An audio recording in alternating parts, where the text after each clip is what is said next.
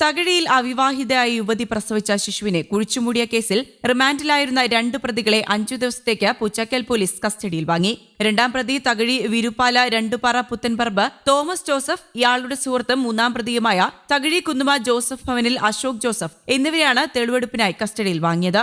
ഇവരെ പൂച്ചക്കൽ സ്റ്റേഷനിൽ എത്തിച്ച് ചോദ്യം ചെയ്തു. പാണാവള്ളി പഞ്ചായത്ത് 13ാം വാർഡ് ആനമുട്ടിൽച്ചിറ ഡോണ ജോജിയുടെ കുഞ്ഞിനെയാണ് തകഴി കുന്നുമ കൊല്ലനാടി പാടശേഖരത്തിന്റെ പുറംബണ്ടിൽ കുഴിച്ചുമൂടിയ നിലയിൽ കണ്ടെത്തിയത്.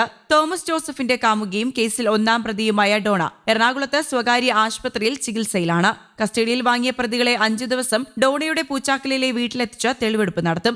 ഇവരുടെ മൊബൈൽ ഫോൺ പോലീസ് കസ്റ്റഡിയിലെടുത്തിട്ടുണ്ട്. ഫോൺ വിളികളും ചാറ്റ് രേഖകളും പരിശോധിക്കും.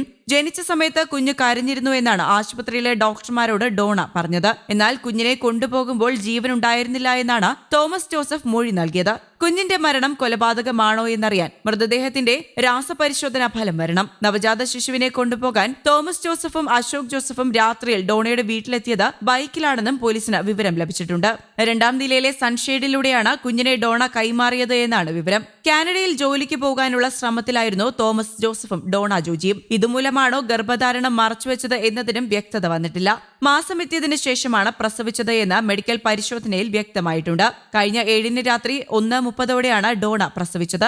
8-ന് രാത്രിയോടെയാണ് കുഞ്ഞിനെ തോമസിന് കൈമാറിയത്. മരണവുമായി ബന്ധപ്പെട്ട് കൂടുതൽ വിവരങ്ങൾ പുറത്തുവന്നിട്ടുണ്ട്. കുഞ്ഞ് ജനിച്ചപ്പോൾ കരഞ്ഞിരുന്നുവെന്ന് മാതാവ് ഡോണ ജോജി പറഞ്ഞതായി ചികിത്സിക്കുന്ന ഡോക്ടറാണ് മൊഴി നൽകിയത്. പ്രസവത്തിൽ തന്നെ കുഞ്ഞ് മരിച്ചുവെന്ന മാതാപിതാക്കളുടെ മൊഴിയെ പ്രതിരോധത്തിലാക്കുന്നതാണ് ഡോക്ടറുടെ മൊഴി. മാത്രവുമല്ല, കുഞ്ഞിന്റെ മാതാവ് ഡോണ നേരത്തെ ഗർഭചിത്രം നടത്താൻ ശ്രമിച്ചുവെന്ന റിപ്പോർട്ടും പുറത്തുവന്നിട്ടുണ്ട്. ഇതിനായി ഗുളികകൾ കഴിച്ചിരുന്നതായും ഈ ശ്രമം പരാജയപ്പെടുകയാണ് ഉണ്ടായത് എന്നും ഇവർ പോലീസിനോട് പറഞ്ഞു. കേസിൽ കുഞ്ഞിന്റെ മാതാപിതാക്കളായ 13ാം വാർഡിൽ ഡോണ ജോജി, തകഴി വിരുപ്പാല സ്വദേശി തോമസ് ജോസഫ്, ഇയാളുടെ സഹായി അശോക് ജോസഫ് എന്നിവരെ റിമാൻഡ് ചെയ്തിരുന്നു. എറണാകുളത്തെ സ്വകാര്യ ആശുപത്രിയിൽ ചികിത്സയിൽ കഴിയുന്ന പെൺകുട്ടിയുടെ അടുത്തേക്ക് മജിസ്ട്രേറ്റ് എത്തിയാണ് നടപടി പൂർത്തിയാക്കിയത്.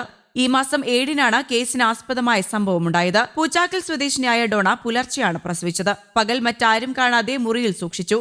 അർദ്ധരാത്രിയോടെ ബൈക്കിൽ വീട്ടിലെത്തിയ ആൺസുഹൃത്ത് തോമസും സുഹൃത്തും കുഞ്ഞിനെ കൊണ്ടുപോയി തകഴി കുന്നുമ വണ്ടേപ്പുറം പാടശേഖരത്തിൽ കുഴിച്ചിടുകയായിരുന്നു. 2 ദിവസത്തിന് ശേഷം വയറുവേദനയും രക്തസ്രാവവും ഉണ്ടായതിനെ തുടർന്ന് കൊച്ചിയിലെ സ്വകാര്യ ആശുപത്രിയിൽ ചികിത്സ തേടിയതിനെ തുടർന്നാണ് പ്രസവ വിവരം പുറത്താകുന്നത്.